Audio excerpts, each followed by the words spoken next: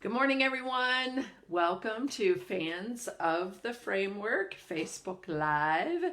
It's Tuesday, February 5th, and we're still answering questions that all of you have posed into the framework on Facebook. So please keep continuing to send us those questions either via email, jane@capstoneleadership.net or sue@capstoneleadership.net, or go ahead and just post them right in the framework place to post things. We love your questions. We love answering them. And please invite your friends. All of you have friends that work in healthcare, maybe in a leadership position, maybe not, outside of your organization. Maybe you went to school with some people or belong to a certification organization, but please invite them. We cannot make healthcare great if we keep great information and tips and knowledge to ourselves. All right. So make sure you reach out and invite somebody today. Reach out and touch someone. Okay. So invite somebody today. So the leader who submitted this question, what do I do about employees that drain me, or the bucket suckers, as we like to refer to them at Capstone Leadership Solutions? What do I do about employees that drain me? Wanted to remain anonymous. She's concerned that maybe some of her bucket sucking employees are watching and she doesn't want them to be recognized for their actions. Well, let me tell you, I got plenty of stories about bucket suckers. I don't need somebody else's, right? So we call them bucket suckers for a reason, because picture yourself as a leader in coming to work each day and you are filled. Maybe you went to your kid's game last night. Maybe you did something fun with girlfriends. Maybe you just watched your favorite TV show. Whatever you did to fill yourself up and renew yourself and your passion for leadership, and you're excited to get to work. And as soon as you walk in the door, there they are, right? The bucket sucker.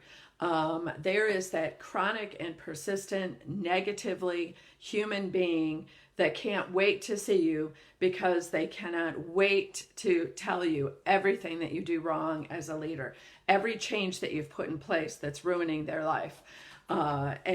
Literally negative about every physician or provider they work with, maybe their partner of the day, but whatever it is, right? Here they go. Wah, wah, wah, wah, wah.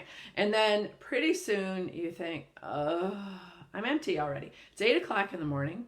I barely have my coat off. I haven't had any coffee, and I'm drained already, right? Well, here's what you need to remember about them. Remember what negativity does to your brain, right? Negativity screams at us, and positivity only whispers. So, when you're a bucket sucker, and they love audiences, don't they? They love me an audience. They love their friends, who are not really their friends, to hear what it is that you have done wrong, or the organization has done wrong, or your senior leader has done wrong, and the universe, healthcare, is doing wrong, right? They love an audience. So when we hear, see, or say something negative, that makes our body just like do this rush of cortisol that gives us belly fat, okay? And our brain shuts down. We're no longer creative, collaborative, communicative, or critical thinkers, right? Negativity makes you dumb. This is science, people. This is not Jane Ann speaking. This is science speaking. And so even though you likely take your employees that drain you, or your bucket suckers, and you think it's all directed at me because they're talking about a change I put in place, or the negative work environment that they have to work in, the poor souls, and or I'm a bad leader.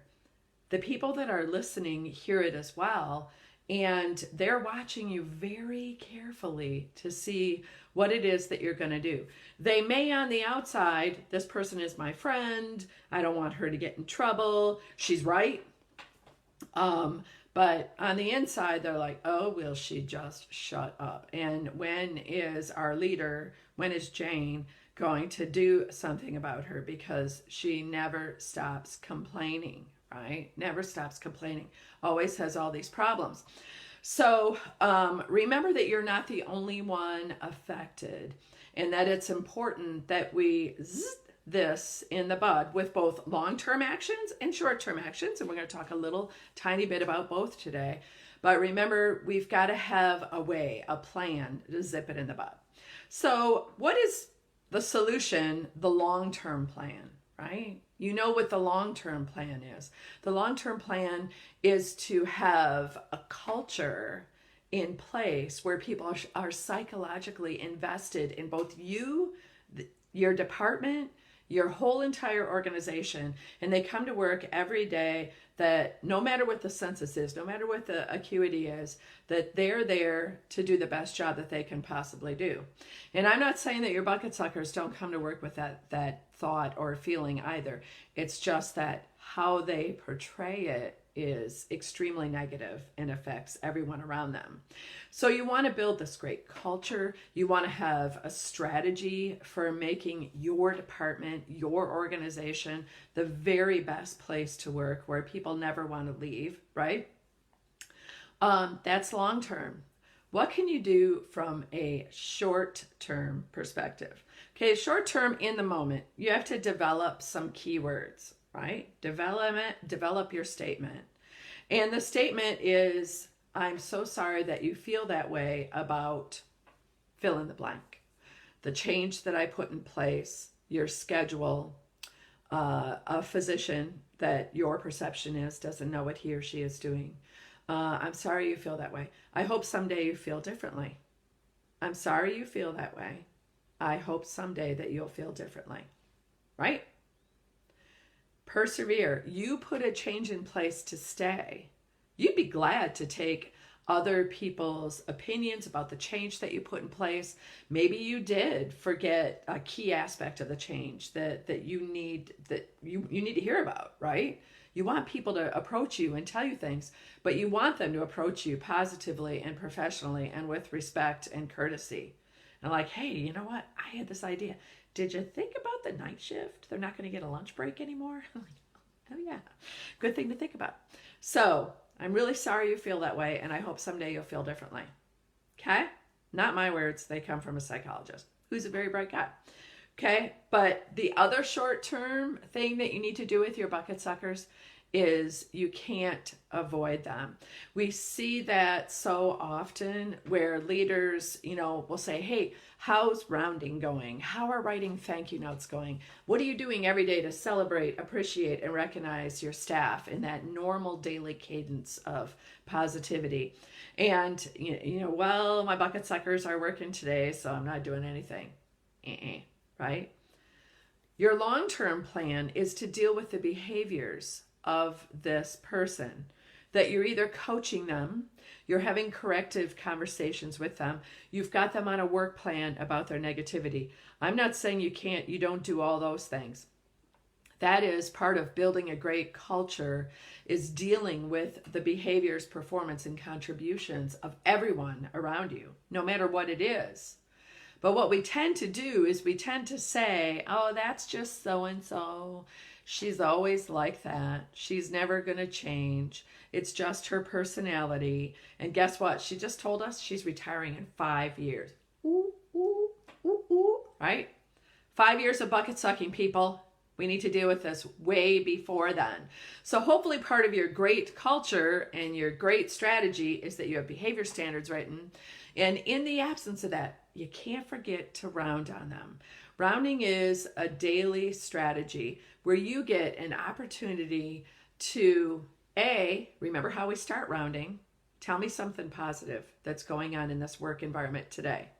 I know you want to vomit on me. I know I'm going to be left to clean your puke off of my desk of negativity, right? But tell me something that's going on in this work environment today that you feel is positive. And what happens is when they say something positive, guess what? Their brain becomes more creative, more collaborative, a better critical thinker, which we all need our professionals in healthcare to be, right? And more creative.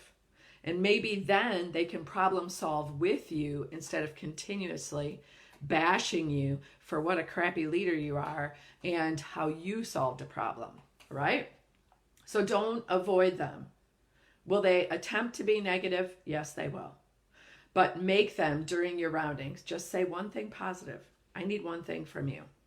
Can you? Is it even possible, right? And when you're driving home that night, or walking home or riding your bike or flying on your broomstick, however you get there, you make absolutely sure you thank your lucky stars you're not married to that person, right? Because what we don't want you to do, my third suggestion for you, is for your own personal resiliency, don't take your bucket sucker home with you. We want to, don't we? This is what we do with our bucket suckers. We take them home with us and we ruminate about, to our poor spouses or to the cat or the dog or the children or the neighbor or the poor sappy friend that just bought a bottle of wine over to share it with you is, you know what she did today? Oh! And your family knows exactly who you're talking about. She complained about this. We got a raise and it wasn't good enough for her, right? Create a culture where bucket suckers stand out and look around. Oh, my view is so beautiful today. And they don't see an audience around them anymore because everybody else doesn't want to hear it. They know their belly fat is growing. They know their cortisol is off the charts. They're like, you know what? I don't want to hear it.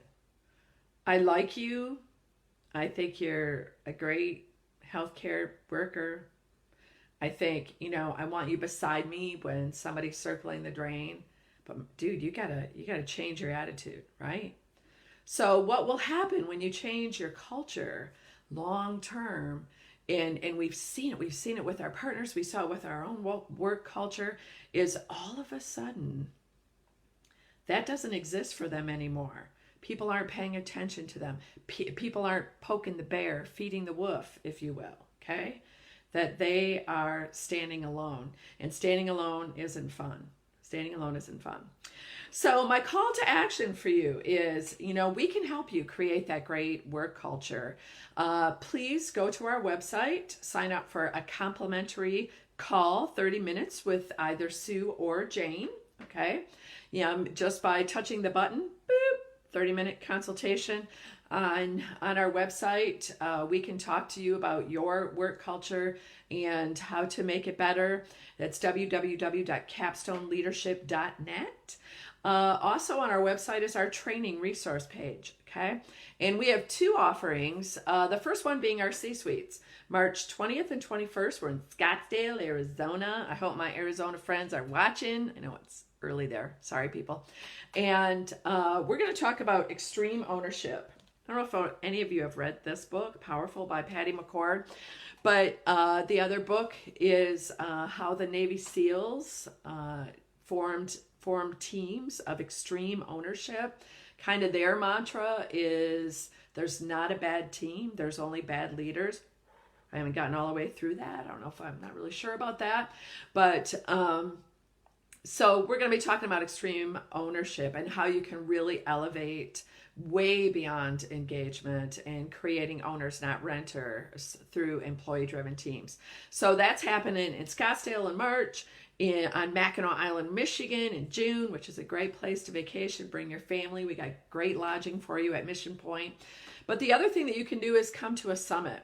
The Capstone Leadership Summit is how we roll out our framework over 2.5 days.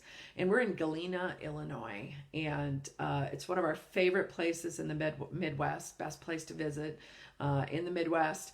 And my friend Maria Lena Murphy from the Mayo Clinic is going to be co-hosting, as well as Rita Jury, also with an organization in the Mayo Enterprise from northern Wisconsin.